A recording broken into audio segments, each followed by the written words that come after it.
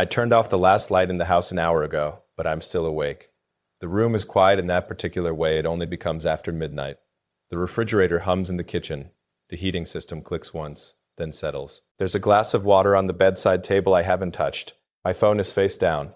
For once, nothing is demanding my attention.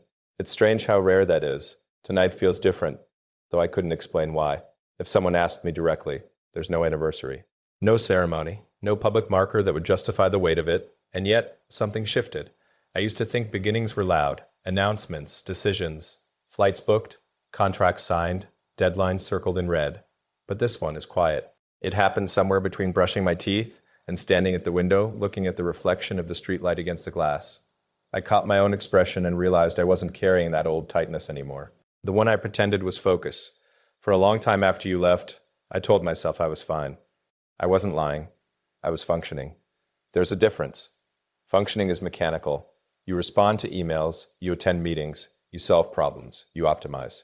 You move forward because forward is the only direction that makes sense.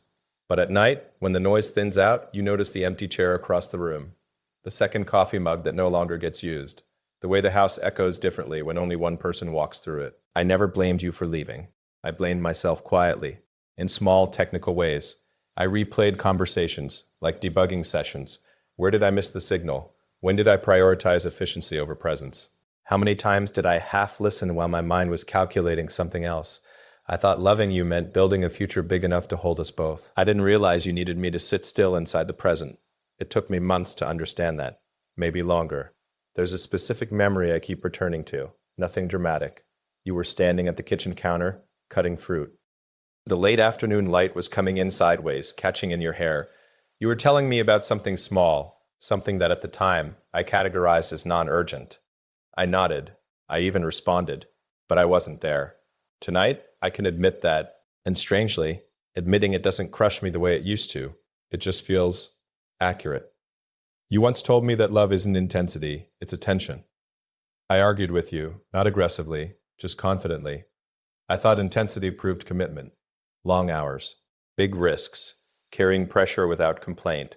I thought if I could withstand more than anyone else, that would translate into depth. I was wrong. Intensity can be selfish. It can be about proving something to yourself. Attention is different. It requires surrender. It asks you to slow down, to let another person's world matter as much as your own internal momentum. I didn't know how to do that then. Or maybe I did, but I was afraid that if I slowed down, everything else would collapse. That's the irony. Nothing collapsed when you left. It just became quieter. And in that quiet, I had to meet myself without the constant acceleration. There were nights I would sit exactly where I'm sitting now, lights off, just the city glow through the curtains. I'd feel the absence like a physical space beside me. I tried to fill it at first, with work, with new plans, with distractions that looked productive from the outside. But absence doesn't disappear when you outrun it. It waits. Eventually, I stopped running. I let myself feel the ordinary grief of it. Not the dramatic kind, just the steady ache of reaching for someone who isn't there. That's when I started to see you more clearly. Not idealized, not as a mistake I made, just as a person who had asked for something simple, presence. And I had answered with ambition. There's no villain in that story. Just two people moving at different speeds. I think that's what hurts the most sometimes. Not betrayal, not anger, just misalignment. I used to measure my life in milestones, product launches, deadlines, breakthroughs. Now I find myself measuring it in smaller units. Did I listen fully during that conversation today?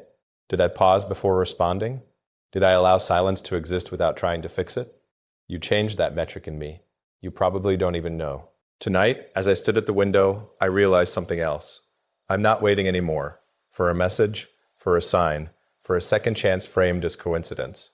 I'm not holding my breath in between successes. I'm here, fully. And the surprising part is that I don't feel regret in a corrosive way. I feel gratitude. Gratitude that I loved you as best I could at the time.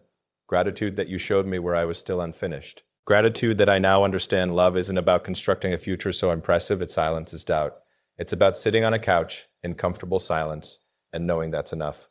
There's a mug in the cabinet that still reminds me of you. It's chipped at the handle. I almost threw it out once, thinking that was what strength looked like. I didn't. Now it just exists. Not sacred, not painful. Just part of the history of this house.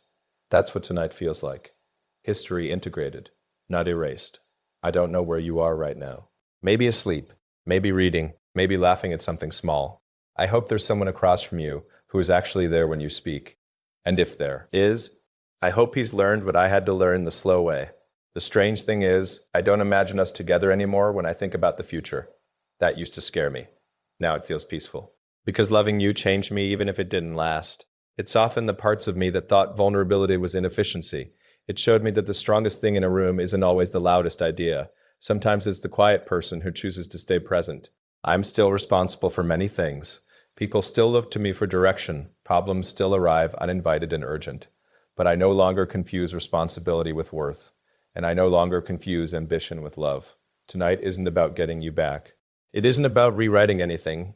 It's about recognizing that the version of me who loved you imperfectly has grown into someone capable of loving more gently, more attentively, more humanly. Maybe that love will be for someone new someday. Maybe it will simply be the way I move through the world, with more care, more listening, more space for silence. Either way, something began tonight. Not a relationship, not a plan, just a steadier rhythm inside my chest. I picked up the glass of water a few minutes ago. It's warm now. I didn't notice how much time had passed. The house feels different, not emptier, just honest. I think that's what forever actually is. Not a promise spoken once, but a quiet decision repeated in small moments to stay awake inside your own life. Wherever you are, I hope you're warm, I hope you're seen, and I hope in some subtle way you can feel that what we had didn't disappear, it became part of me. The streetlight outside just flickered off. Dawn isn't far. I'm finally tired, not from running, just from thinking. That feels like a good place to rest.